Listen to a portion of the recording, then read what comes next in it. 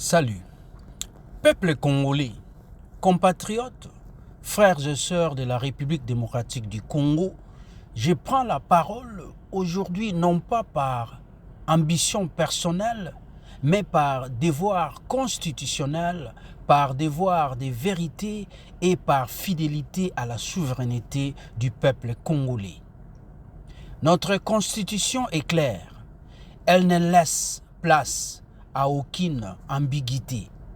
L'article 5 affirme solennellement la souveraineté nationale appartient au peuple. Tout pouvoir émane du peuple. Or, depuis 2018, une question fondamentale demeure sans réponse. La volonté réelle du peuple congolais a-t-elle été respectée? Pour des millions de Congolais, la réponse est non. En 2018, le peuple a voté massivement, il a exprimé un choix clair. Mais ce choix n'a pas été respecté. Les résultats proclamés ne correspondaient ni aux compilations indépendantes, ni aux observations crédibles, ni à la vérité des urnes. Un arrangement politique a remplacé les verdicts populaires. Et depuis ces jours, la République vit sous un pouvoir juridiquement proclamé mais politiquement contesté. Selon cette réalité vécue par le peuple, Martin Fayulu est resté le président élu parce que la souveraineté populaire n'a jamais été restituée à son véritable détenteur. En 2023, loin de corriger cette injustice originelle, le système l'a reproduite. Désorganisation, opacité, exclusion, fraude, autant de signes qu'une élection viciée ne peut pas produire une légitimité nouvelle. On ne bâtit pas la démocratie sur le mensonge. On ne bâtit pas la démocratie sur la escroquerie. On ne bâtit pas la démocratie sur les détournements des fonds publics. On ne bâtit pas la démocratie sous la jouissance. On ne bâtit pas la démocratie sous l'hypocrisie.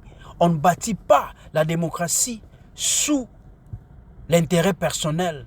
On ne stabilise pas une nation sur la confiscation du vote. On ne gouverne pas durablement contre la vérité. Patriotes, compatriotes, c'est cette crise de légitimité qui explique en grande partie l'instabilité politique chronique, l'insécurité persistante à l'Est, la fracture entre l'État et le peuple, la perte de confiance dans les institutions. Un pouvoir qui ne vient pas du peuple gouverne par la contrainte, non par le consentement. Et un État sans consentement populaire est un État fragile. Notre combat n'est pas contre des individus. Notre combat est pour la vérité des urnes, le respect de la Constitution, la restauration de la souveraineté populaire, une paix durable fondée sur la légitimité. Nous ne demandons pas le chaos, une paix durable fondée sur la légitimité. Nous ne demandons pas le chaos, nous demandons la justice électorale. Nous ne demandons pas la violence, nous demandons la vérité. Peuple congolais, l'histoire nous regarde. Les générations futures nous jugeront. La RDC ne sera stable que lorsque le pouvoir reflétera fidèlement la volonté du peuple. La RDC ne sera forte que lorsque la Constitution ne sera plus trahie. La RDC ne sera en paix que lorsque la vérité électorale sera respectée. La souveraineté appartient au peuple et le peuple finira toujours par le reprendre. Je vous en remercie. C'était votre compatriote Mubondele Mboka Ino CNT Live toujours partagé Matunda.